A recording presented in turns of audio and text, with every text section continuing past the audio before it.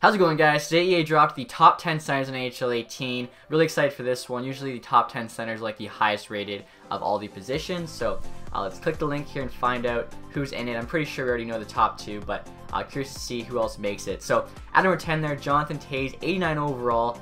That's pretty crazy. I figured the 10th highest center would be at least an 88, but Toews there 89. So like obviously these centers are the highest rated position of any in the game. And Jonathan Toews at 89, I think's pretty fair for Jonathan Toews. Obviously, a lot of people would argue he is like one of the best two-way centers in the game. Him, Bergeron, Kopitar. The first thing I noticed though is that his faceoffs are only 85. I know a couple years ago they were 95, and I think last year they were also 85, maybe 90, but they definitely dropped in the last couple years. Puck skills though is 5 stars, 90 across the board. Everything else, he's got like 5-star senses and defense, 94 defensive awareness, 93 stick check, 88 shot block. His senses there, 90 offensive awareness, 95 poise. So obviously, just a very composed player, very good two-way forward. I think 89 might be a tad bit high for Toews. Like I might have had him at an 88, but it's not too crazy. Like at least it's not like a 94, whatever it was last year. Moving on down to number 9, Tyler Seguin, also 89 overall. Obviously, Seguin's a bit more of an offensive player. Both elite potential, by the way. Seguin there has a 6 shot on him, 93 wrist shot power, 92 wrist shot accuracy. Puck skills as well, 94 across. That's insane. He's got 91 speed, so he's pretty quick. Toews' speed was 89, not too bad. 93 offensive awareness there. Obviously, Seguin's biggest thing is that his offense. So 5-star puck skills, 5-star shooting, 5-star senses, 4.5-star skating. Seguin's obviously just a very dynamic forward with sick hands. Number 8 here we have Ryan Getzlaf, also 89 overall. So far so good. He's also got elite potential there. 85 speed, so he's pretty slow, especially compared to the last two. Shooting there, pretty good power, not the greatest of accuracy. It's only in the mid-80s. Puck skills though, 5 stars. Obviously, pretty much low 90s across the board. 89 deking, 93 offensive awareness, 90 poise. Really solid defensive stats though. 90 shot block and a 91 stick check with 92 strength. So obviously a very good two-way forward. They have him listed as a power forward, but whatever you want to call him, he's just very good in both ends of the ice. Patrice Bergeron here, number 7, also 89 overall. Patrice Bergeron, probably the best two-way forward in the game. He's actually got top 6-4 potential though, so that's a bit interesting. That'll definitely affect him in franchise mode. Let's see here. He's got 88 speed, so he's a bit quicker than Getzlaf. Decent shots in the high 80s. Puck skills there, high 80s with a 90 hand eye. 90 offensive awareness, 90 poise, 95 faceoffs, so best faceoffs we've seen yet. 94 defensive awareness, 95 stick check, 90 shot blocking. Defensive stats are just insane. Like, if he was somehow a third-line center on your team, he'd be like the best third-line center in the league. Like I was saying before, I think most people would agree Bergeron's the best two-way forward in the game, so these stats are pretty good for him. Next year, Nicholas Backstrom, number 6, also an 89, so just a ton of players here, all tied for 89. There might even be more, like, at 11, 12, whatever, that didn't make it in for the tiebreaker. He's got elite potential on him. 91 speed's pretty solid. The shot's not the greatest, 87's across, but puck skills, 95 puck control and passing, 93 deking, 90 hand-eye, 94 offensive awareness, 90 defensive awareness, pretty solid on him, 90 stick checks, obviously. Very, very good playmaker. He doesn't have the best shot, but he does have very good defensive stats. And solid skating, obviously one of the best playmakers in the league. Number 5 here, John Tavares, 90 overall, so finally moving on from the 89th. I think Tavares deserves the 90. He's also got franchise potential. I don't think he had franchise potential last year. I'm pretty sure he had elite. I might be wrong on that, but either way, he's got 85 speed. I still feel like his speed is too low rated. Like, John Tavares is faster than Getzlaf. For some reason, they always just have his skating like not the greatest. 89 agility, 88 balance is okay, but acceleration 85. That's what really hinders him, especially like in HUT. Franchise mode doesn't matter too much. Shot though is sick.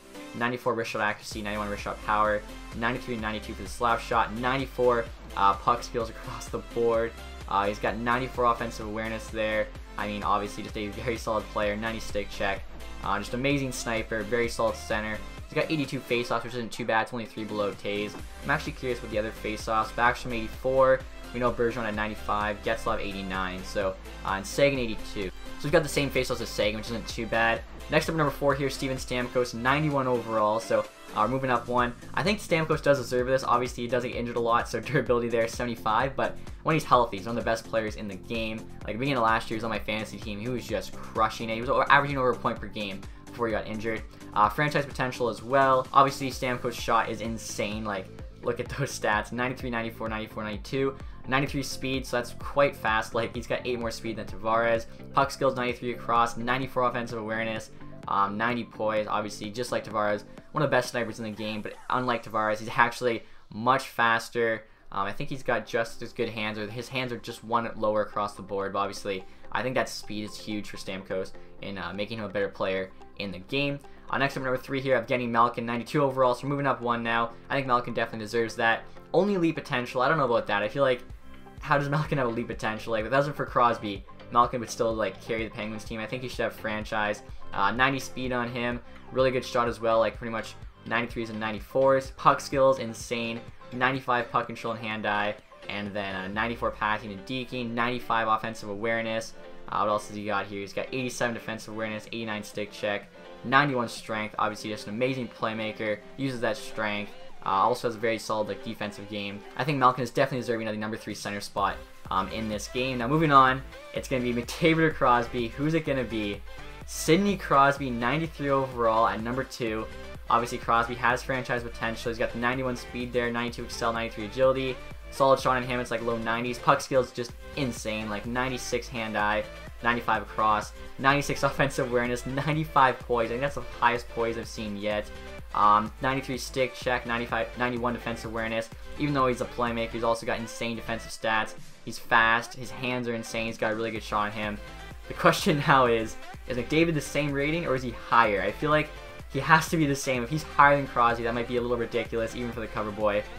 Alright, so there we go. McDavid, 93 overall. So he's tied with Crosby, but I guess being on the cover, got the tiebreaker to be the number 1 player. Also has franchise potential, obviously. Let's see, 96 speed. There we go. I wanted to make sure they got his speed right. I think he's like the fastest player in the league. If not, he's like top 3, so that's good to see. 97 excel and agility on top of that, so he's going to be flying out there. Shot there is actually not quite as good as Crosby's. Like, he's got a couple 89s there for power, but his accuracy low 90s. Puck skills insane though, 96 deking and puck control, 95 hand-eye passing, 97 offensive awareness, incredible. 89 stick check, 90 defensive awareness. So obviously McDavid, like, you could argue whoever the best players in the league, it's either him or Crosby. The other one's number 2. So tying them both at 93, I don't mind, especially because you can tell like Crosby's got a bit better defensive game, but McDavid's the faster player. How McDavid got the tiebreaker? Probably just fact he's on the cover, but I don't mind it at all. So honestly, guys, I like these center ratings. The only thing I think I even had an argument with was Tavares' speed being too low, and I think Taves could have been an 88. Other than that, though, I think there's nothing wrong with these ratings. I really like them. And that is it for the rating videos until the full game comes out. There is a chance they'll release the top 50 rated players, which will basically be comprised of most of the players' ratings we already know from like the top 10 at each position, but there'll probably be a few centers and maybe like some defensemen or something cracking the top 50, but other than that, we pretty much already know the top 50. So once the full game comes out, we'll definitely go looking through at all the players. Want to see kind of like the prospects potential and stuff like that. But like I was saying, overall, I think the ratings are much better this year than last, so I'm happy for that. And I'm really excited for the game to finally come out. I'm sure you guys are too. But besides that, guys, thank you for watching the video. If you did enjoy it, leave a thumbs up. Stay tuned for more videos, guys. Have a nice day. Goodbye.